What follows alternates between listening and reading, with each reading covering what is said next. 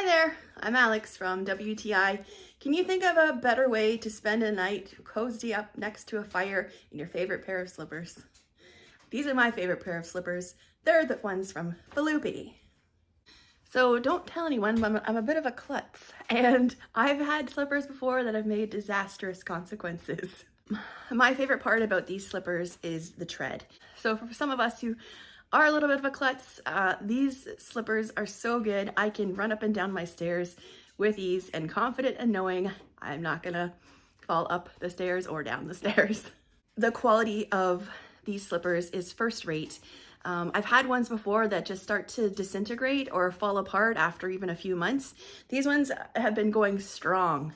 I love that they have these reinforced corners. I find that this is where the slippers take the most beating, and because they're reinforced like that, I know these slippers are gonna last me a really long time. It's just a preference that I like to wear my slippers with socks, but I do find that they are very warm. I live in a basement apartment, and for those who know, basement apartment floors are the coldest surface you've ever seen in a house.